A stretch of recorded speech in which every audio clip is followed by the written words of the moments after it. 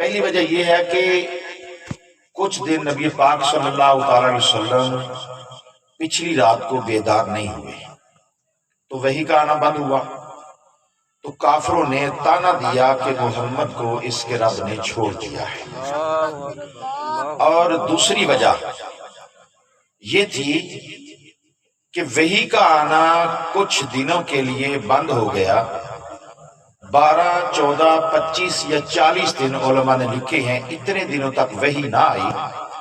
نبی پاک صلی اللہ علیہ وسلم بہت زیادہ رنجیدہ ہوئے، آہذاری کی، اللہ کی بارگاہ کے اندر فریاد کی اور بہت زیادہ گریہ کیا، اور اسی دوران جب وحی نہ آئی رونا اس وجہ سے تھا کہ جو کان رب کا کلام سننے کے عادی ہو چکے تھے وہ لذت کئی دنوں سے مصطفیٰ کے کانوں میں محسوس نہ ہوئی، اس وجہ سے حضور روئے۔ اسی دوران کافروں نے پھر وہی تانا دیا کہ محمد کو اس کے رب نے چھوڑ دیا ہے۔ اچھا، نبی پاک نے جب یہ جملہ سنا تو حضور کا گریہ اور رونا جو ہے وہ بڑھ گیا۔ میرا اور آپ کا بچہ ہونا مثال سمجھیے، اور کوئی وہ ایسی بات کر دے ناراض ہو جائے۔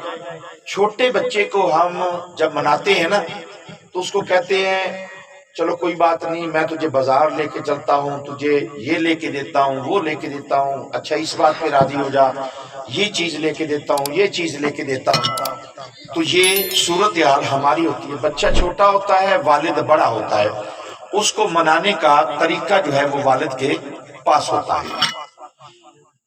تانا دیا کافروں نے، وحی کا آنا بند ہوا، مصطفیٰ کریم علیہ السلام روئے۔ یہ کوئی رونا کو نیا کام نہیں تھا، رونے کو تو آدم علیہ السلام 350 سال تک روتے رہے، اس نے جھانک کر بھی نہیں دیکھا، ایک دن بھی نہیں اس نے پوچھا کہ آدم کیوں روتے ہو۔ نوح علیہ السلام رب کے خوف سے بہت روئے، پوچھا نہیں۔ یعقوب علیہ السلام یوسف نبی کی جدائی کے اندر 40 سال تک روتے رہے، وہ بے پرواہ جو ٹھہرا۔ ایسے ہی اس کو کہتے ہیں لم یلد ولم یولد، کوئی پرواہ نہیں اس کو کسی کی، نہیں دیکھا اس نے۔ لیکن جب محبوب رویا، رب اور مصطفیٰ کا پیار، عبد اور معبود کا پیار، محب اور محبوب کا پیار، مصطفیٰ روئے، اللہ نے ڈائریکٹ نہیں کہا کہ حبیب کیوں روتا ہے، وہی آئی جائے گی، نہیں، سورہ والضحیٰ کو نازل کیا۔ والضحیٰ مجھے چڑھتے ہوئے دن کی قسم، واللیل مجھے رات کی قسم۔ اچھا، یہ چڑھتے ہوئے دن کی قسم کیوں رب نے ارشاد فرمائی؟ امام جعفر صادق فرماتے ہیں یہ اس وقت کی قسم تھی جس وقت اللہ تعالیٰ نے موسیٰ کلیم اللہ سے ہم کلام ہوئے تھے، اس وقت کی رب نے قسم ارشاد فرمائی۔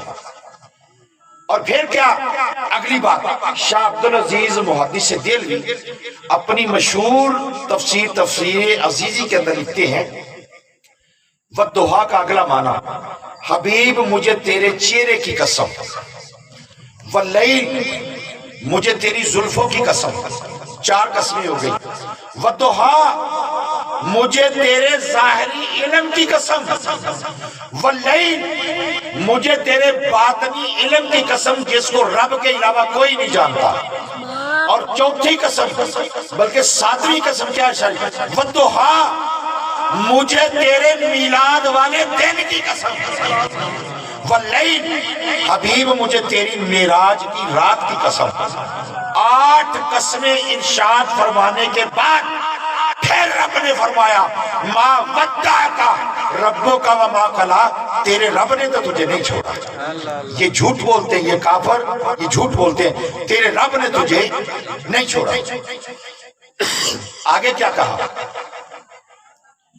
وَلَلْآخِرَةُ خَيْرٌ لَكَ مِنَ الْأُولَى، صرف اسی پہ اکتفا نہیں کیا، اگلا سارا زمانہ دکھایا۔ یہ تو اسلام کی ابتدا تھی، مشکلات کا دور تھا، نبی پاک اور صحابہ کرام کی جو فتوحات تھی، 67 لاکھ مربع میل علاقہ حضرت امیر معاویہ رضی اللہ تعالی عنہ کے دور تک فتح ہو چکا تھا، وہ ساری کی ساری فتوحات مصطفیٰ کو دکھا کر کے کہا آپ پریشان نہ ہوں، یہ جھوٹ بولتے ہیں، ہر آنے والی گھڑی آپ کے لیے بہتر ہے، بلکہ یوں کہوں گا کہ حبیب چڑھنے والا سورج آسمان دنیا پہ طلوع ہوگا، پہلے محمد تیری عزت اور عظمت کو سلام کرے۔ دوستان عزیز وقار، یہ جو میلاد شریف کا دن تھا یہ کوئی ایویں دن تھا، یہ بہت عظیم برکت اور سعادت والا دن تھا۔ رب جس دن کی قسم ارشاد فرمائے وہ دن کوئی معمولی ہو سکتا، اور کوئی میلاد پاک منائے یا نہ منائے یہ اس کی مرضی ہے، لیکن بندوں کو نا منافقت نہیں کرنی چاہیے۔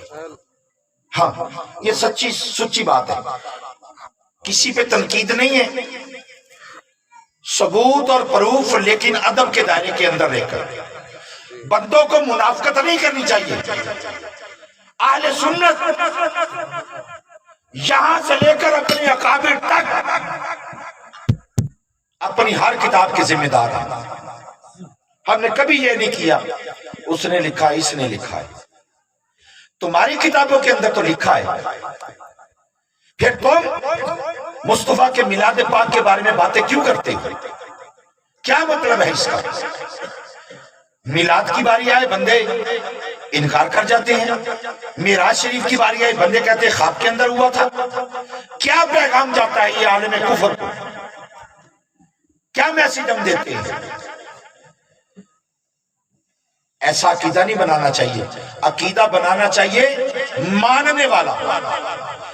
ابو جہل نے جناب ابوبکر صدیق رضی اللہ تعالیٰ عنہ کو جا کر یہی کہا تھا، میں 18,000 سال کا سفر تیرا نبی کہتا ہے میں رات کے مختصر سے حصے میں طے کر کے آ گیا ہوں، ابو بکر تو کیا کہتا ہے؟ جب یہ بات ابو جہل کی زبان سے ختم ہوئی ہے جناب ابو بکر صدیق نے فرمایا اگر بات میرے نبی کی نہیں کہی ہے تو پھر اس کے اندر ذرا برابر بھی شک نہیں۔ یہ عقیدہ، ایسا عقیدہ بنانا چاہیے۔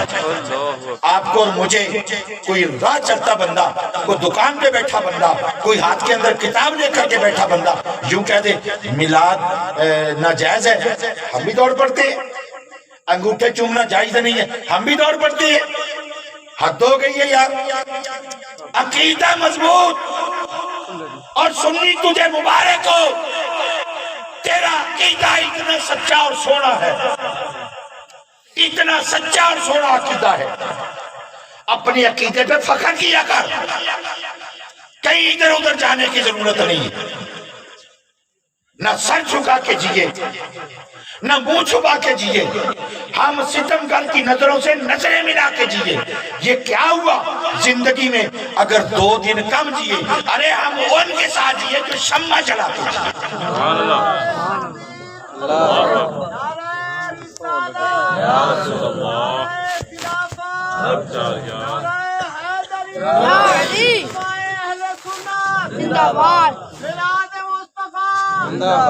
مولوی صدیق الحسن بھوپالی اہل حدیث مولوی ہے، اس کی کتاب الشمامۃ العنبریہ من مولود خیر البریہ، اس کے اندر لکھا ہے کہ اللہ نے جھنڈے لگوائے میلاد کی رات۔ تم اٹھاؤ اپنی کتاب نشر الدین فی ذکر نبی الحبیب، یہ تو تب کی باتیں تھی، ہمیں وہ دور یاد ہے، مجھے اور ناصر بھائی کو وہ دور یاد ہے جب بندے ہمیں کہتے تھے یہ میلاد 2 دن کی بات ہے، اگلے سال کی بات ہے، ان کو تو ہمسایہ معاملہ تھا نا، یہ سال 2 سال یہ ختم ہو جائے گا، لیکن ہم تو اس وقت بھی ڈنکے کی چوٹ پہ کہا کرتے تھے کہ تم کیا، تمہاری اوقات کیا، ہمیں تو امام عشق و محبت اعلیٰ حضرت فاضل بریلوی نے کہہ دیا تھا حشر تک ڈالیں گے ہم پیدائش مولا کی دھوم، مصر فارس نجد کے گلے گراتے جائیں گے۔ ہمیں تو احمد رضا نے پہلے سبق دے دیا تھا، تم کون سی باتیں کرتے تھے؟ اور سنو، نشر و تیب مولوی اشرف علی تھانوی دیوبندی نے لکھی ہے، آج کل نیٹ کے اوپر موجود ہے، اس کے دیباچے کے اندر وہ لکھتا ہے میں نے کیوں لکھی، وجہ اور ریزن کیا ہے؟ کہتا ہمارے علاقے کے اندر طاعون آ گیا، بندے مرنے لگے، جیسے یہ کرونا کا مسئلہ تھا، یہ اس سے بھی خطرناک ہے۔ تو میرے دل نے گواہی دی، مجھے پچھلا واقعہ یاد تھا قصیدہ بردہ شریف والا، مجھے وہ واقعہ یاد تھا کہ امام شرف الدین بصیری نے فقط نعت مصطفیٰ لکھی۔ اب جانتے ہیں نعت شریف لکھی، ان کا پورا جسم یہ فالج، آدھا جسم جو فالج زیادہ تھا، جب نعت شریف لکھ دی، یہ جو قصیدہ بردہ شریف ہے نا، 3 4 5 10 اشعار نہیں ہیں، اس کے 167 اشعار تو میں نے دیکھے اور آگے پتہ نہیں کتنے ہیں۔ جب محب اور محبوب کی باتیں ہوں تو پتہ نہیں وہ کہاں تک لکھا ہے انہوں نے لکھا۔ نبی پاک رات کو تشریف لائی، کہا بصیری کیا لکھا ہے سناؤ۔ آئیے سارے دوست آپ کو سنانے والے، آپ سننے والے، 1450-1500 سال کے بعد۔ لیکن وہ منظر کیسا ہوگا؟ نعت لکھی ہے شرف الدین بصیری نے، اور جس مصطفیٰ کی لکھی ہے مصطفیٰ فرما رہے کہ مجھے میری نعت سناؤ۔ رات کو سنائی، ہاتھ پھیرا، جسم صحیح، چادر اتار کے دے گئے۔ قصیدہ بردہ شریف عربی زبان کے اندر بردہ چادر کو کہتے ہیں۔ آپ فرماتے جب میں صبح بیدار ہوا نا تو جسم میں حرکت میں بڑا پریشان ہوا کہ یار یہ خواب تو نہیں ہے۔ پھر میں نے کہا کہ نہیں، وہ رات والا واقعہ سارا میرے ذہن کے اندر آ گیا۔ میں خوش ہو گیا، گھر والوں کو آوازیں دی، گھر والے آئے، کہنے لگے میرا وہ چادر بھی مجھے مل گئی۔ میرا دل کر رہا تھا، اتنے سال ہو گئے ہیں میں بازار نہیں گیا، گھر کے اوپر ہی چارپائی کے اوپر پڑا تھا، تو میں بازار کے اندر تو جاؤں۔ کہنے لگے میں دمشق کے مین بازار کے اندر گیا۔ جب میں گیا نا ایسے جانے لگا تو آگے نا ایک مجذوب لیٹا ہوا تھا، میں اس کے قریب سے گزرنے لگا، مجھے کہتا ہے شرف الدین ادھر آؤ۔ کہنے لگے، میں اس کے پاس چلا گیا۔ اس نے کہا کدھر جا رہے ہو؟ میں نے کہا بازار گھومنے کا ارادہ، بازار دیکھنے جا رہا ہوں۔ اس نے کہا تم اس وقت تک آگے نہیں جا سکتے جب تک مجھے محمد کی نعت نہیں سناؤ گے۔ اور میں نے کہا نعتیں تو میں نے کئی لکھی ہیں، تجھے کون سی نعت سناؤں؟ وہ کہنے لگا وہ والی نعت سنا جو رات مصطفیٰ کو سنائی تھی۔ اور میں نے کہا تجھے کیسے پتا چلا؟ اس نے کہا تجھے کیسے پتا چلا؟ وہ کہتا ہے اور دنیا کا بادشاہ، معمولی بادشاہ، وزیر، مشیر، گورنر آئے، سارے علاقے کی انتظامیہ کو خبر ہوتی ہے، اور 2 جہاں کا بادشاہ آ گیا، 2 جہاں کا دولہا آ گیا، سید الانبیاء، امام الانبیاء، حبیب کبریاء، احمد مصطفیٰ، محمد مصطفیٰ۔ اس نے کہا پورے علاقے کے اندر سارے ولی اور اولیاء تیرے گھر کے دروازے کے باہر موجود تھے۔ یہ اشرف علی تھانوی کہتا ہے میرے ذہن کے اندر وہ واقعہ تھا، تو میں نے کہا کہ حضور کے میلاد پر بھی لکھوں اور نعت شریف بھی لکھوں۔ کہنے لگا پھر میں نے یہ کتاب میں نے مکمل فرمائی۔ اور آگے کیا کہتا ہے؟ آگے کہتا ہے میلاد شریف کی برکت سے طاعون جو ہے وہ ہمارے علاقے سے بھاگ گیا۔ اور آگے پھر اور بات کہتا ہے اب مجھے یقین ہے جہاں جہاں میلاد والی کتاب جائے گی اس کی برکت سے اس علاقے سے بھی بیماریاں اور پریشانیاں دور چلی جائیں گی۔ اب بتاؤ، نہ تم صدمے ہمیں دیتے، نہ ہم فریاد یوں کرتے، نہ کھلتے راز سر بستہ، نہ یوں رسوائیاں ہوتی۔ اب چلو ہمارا تو ہے ہی، اپنی کتابیں تو اٹھاؤ۔ اشرف علی تھانوی لکھتا ہے امام جلال الدین سیوطی شافعی نے 5 کتابیں محمد کے میلاد پر تحریر فرمائی ہیں۔ جھنڈوں کا ذکر کیا اس نے، جھنڈے نہیں لگانے۔ ابھی الیکشن ہوگا نا، کسی کے مکان کے اوپر نون لیگ کا، کسی کے مکان کے اوپر پی ٹی آئی کا، کسی کے مکان کے اوپر پیپل پارٹی کا، کسی کے مکان کے اوپر جمعیت کا، کسی کے مکان کے اوپر کسی کا جھنڈا ہوگا. یہ جھنڈے جائز ہے؟ یہ لگانے جائز ہے؟ کبھی پوچھا فتویٰ اور مسئلہ کسی بندے سے؟ اگر جائز نہیں ہے تو محمد کے میلاد کا جھنڈا جائز نہیں ہے. بات جھنڈے کی نہیں ہے، بات جھنڈے کی نہیں ہے، بات اندر دل کی منافقت کی ہے. لوگاں دے نال نت گرانے، سانو وکھاوے اکھیاں اور سچ کہندا ہے بابا رضوی پیڑا ہو تے پھکیاں اور جھوٹ بولتے ہو، اپنے بزرگوں کو غلط کہتے ہو، چھپاتے ہو ان کی باتیں. سنیوں نے تو کبھی نہیں چھپائی.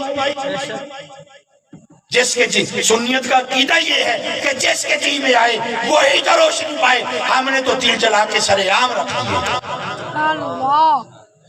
لیکن ابھی بھی تمہارا بغض، ابھی تمہاری منافقت ابھی ختم نہیں ہوئی. تم نے میلاد والے دن کوئٹہ کے اندر جو دھماکہ تم نے کیا، 50-60 زیوکار اور معزز و محترم بندوں کو شہید کیا،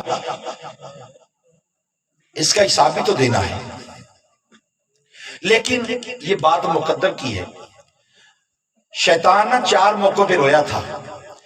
جس دن رب کی بارگاہ سے اس کے گلے کے اندر لعنت کا توق ڈالا گیا نا، اس دن رویا تھا.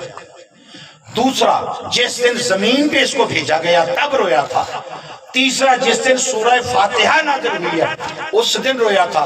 اور چوتھا، جس دن محمد کی ولادت ہوئی تھی اس دن رویا تھا. اس کے چیلے چپتوں نے کہا کیوں روتے ہو؟ بچہ ہی پیدا ہوا ہے. اس نے کہا تم جانتے نہیں، یہ بچہ وہ بچہ ہے، اس کی شان باقی تو ایک طرف. جیسے ہی اس کے قدم زمین کے اوپر لگنے ہیں، اللہ نے قدموں کی برکت سے پوری زمین کو امت مصطفیٰ کے لیے مسجد کا درجہ دے دیا. پوری زمین مسجد بن جائے گی.